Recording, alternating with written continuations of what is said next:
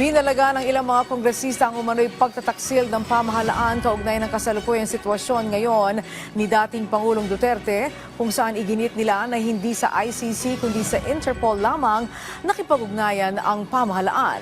Si Mela Lesmora sa Sentro ng Balita, live.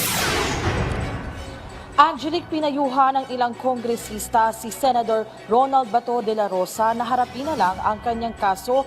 Yan ay kasunod sa naging pahayag ng senador na pakiramdam niya tila pinagtaksilan umano siya sa nangyari.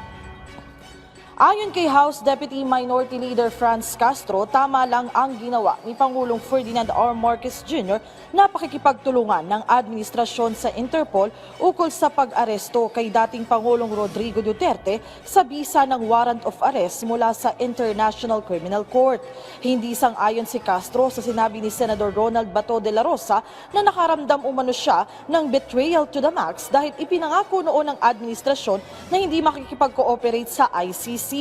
Giit ni Castro, kundi mas mainam na pagtuunan ng pansin ang hustisya. Sa hiwalay na pahayag naman ni na House Assistant Majority Leaders Ernix Junicio at Jay Kong Hoon, binigyang diin nila na hindi naman sa ICC mismo nakipag-cooperate ang administrasyon kundi sa Interpol. Paulit-ulit na rin itong ipinaliwanag ng gobyerno kaya't sana'y unawain din ito ng ating mga kababayan, lalo't mahalaga ang ating relasyon sa international community. Pakinggan natin ang bahagi ng pahayag ng mga mambabatas. Well, hindi niya ba na-realize yung ginawa niya noong panahon ng Tokha? No? Dapat hindi ito hindi ito promises. Yung accountability ay tama lang na tumulong si President Marcos para makakuha ng hustisya and accountability. Ang mga mamamayan na biktima, yung pamilya ng mga biktima. Actually nga, long overdue na ito. They were merely doing their duty, our duty sa sa Interpol, because meron tayong standing relationship with the Interpol, and it is our duty to abide by the request.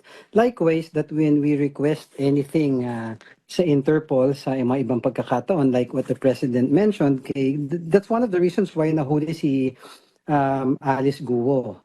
So it's mini-maintain ng bansa natin at ng ating Pangulo yung relationship natin with Interpol. Hindi ko alam kung saan nanggagaling si Senator Bato, pero kailangan niyang harapin yung kaso. We are a country that governs by certain rules, at talagang kailangan nating harapin yung mga kaso na pina-file sa atin, at walang exempted doon.